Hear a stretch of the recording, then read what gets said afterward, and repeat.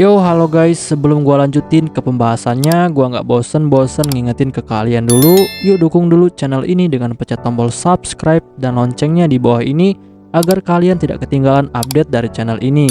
Dan juga like dan share ke kawan-kawan kalian, biar di channel ini semakin dikenal banyak orang. Pastinya dukungan dari kalian sangat gua butuhin, untuk ngebuat gua terus semangat dan terus update ke depannya. Oke, kalau gitu, kita langsung lanjut aja ke pembahasannya.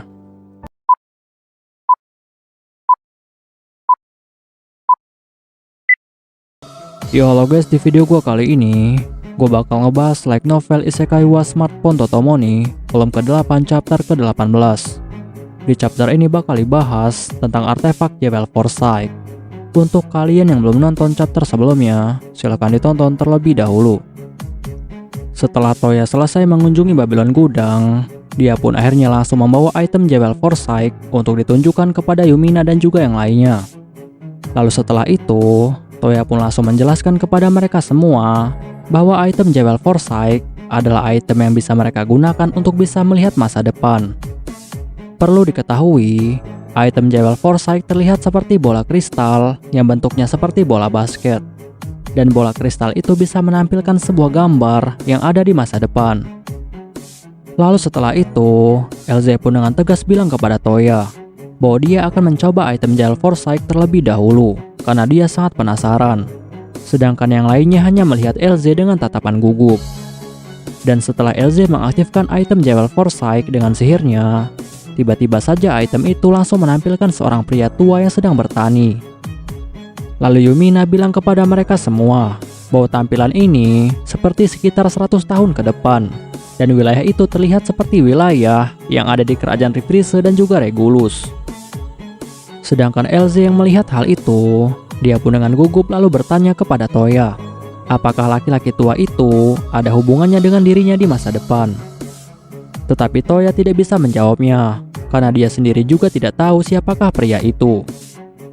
Lalu setelah itu, Parse pun langsung menyetel item Jewel Forsyth untuk bisa menampilkan masa depan maksimal hanya 10 tahun saja. Karena jika terlalu jauh, maka hal itu akan membuat mereka menjadi sangat bingung. Lalu setelah itu giliran Linze untuk mencoba item ini. Tetapi saat item itu mulai aktif, ternyata item itu pun langsung menampilkan gambar seorang wanita tua yang sedang berjalan di sebuah kota. Dan Toya yakin jika kota ini adalah kota Brunhild di masa depan. Tetapi sayangnya gambar itu hanya tampil sebentar saja dan akhirnya langsung memudar. Linze yang melihat hal itu, dia pun lalu bertanya kepada Parse, apakah mereka tidak bisa melihat lebih lama lagi ke masa depan.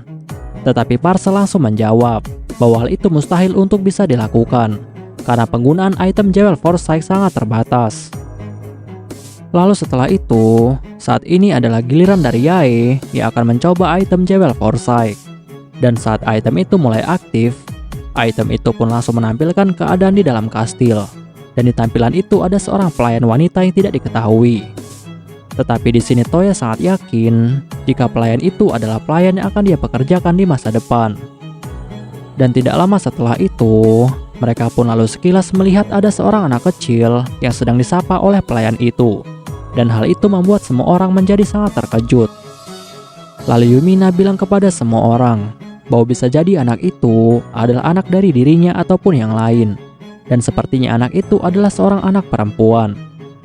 Tetapi Hilde dengan gugup langsung bertanya kepada semua orang, jika benar itu adalah anak dari Toya, maka siapakah ibunya?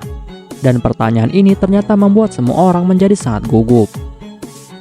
Tetapi setelah itu, tiba-tiba pelayan itu pun langsung berbicara dengan rekan kerjanya yang saat itu ada di dapur. Dan dia bilang bahwa dia telah memberitahu si kecil agar dia tidak mengganggu Yang Mulia Toya. Karena Yang Mulia Toya saat ini sedang sangat sibuk.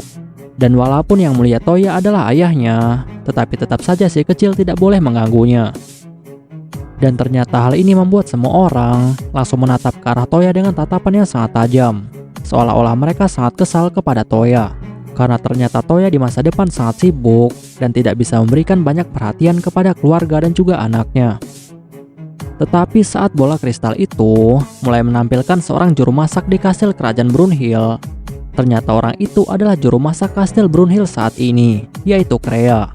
Tetapi tampilannya saat itu sudah lebih tua daripada sekarang.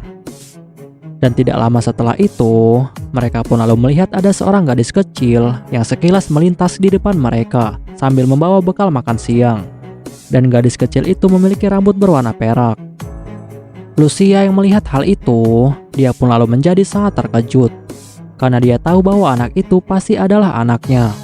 Karena yang memiliki rambut perak di antara tunangan Toya hanyalah dirinya, Elze dan juga Linze. Dan yang paling sering ke dapur di antara mereka semua hanyalah dirinya. Bahkan dia telah memutuskan jika dia punya seorang anak, maka dia akan mengajarinya cara memasak. Sehingga dia sangat yakin jika anak itu pasti adalah anaknya. Tetapi sayangnya, tampilan itu hanya menampilkan sekilas saja. Sehingga Lucia dan juga yang lainnya menjadi sangat kecewa. Lalu Toya pun langsung bertanya kepada mereka semua, jika anak itu sedang membawa bekal makan siang, maka kepada siapakah bekal itu akan diberikan? Lalu Lucia dengan sangat bangga bilang kepada mereka semua, jika saja itu adalah anaknya, maka dia yakin jika bekal makan siang itu pasti akan diberikan kepada dirinya. Dan dia juga akan menjadi sangat bangga jika anaknya akan menjadi anak yang sangat berbakti dan juga baik. Tetapi sayangnya, tiba-tiba saja Parsa langsung terpeleset dan tidak sengaja menyenggol item Jewel Foresight sampai item itu jatuh ke lantai. Dan akhirnya item itu pun langsung hancur menjadi beberapa bagian. Dan hal ini membuat semua orang menjadi sangat kecewa. Tetapi Parsa dengan sangat menyesal, dia pun langsung meminta maaf kepada semua orang. Dan Toya juga dengan tenang langsung bilang kepada mereka semua bahwa tidak masalah jika mereka tidak bisa melihat masa depan.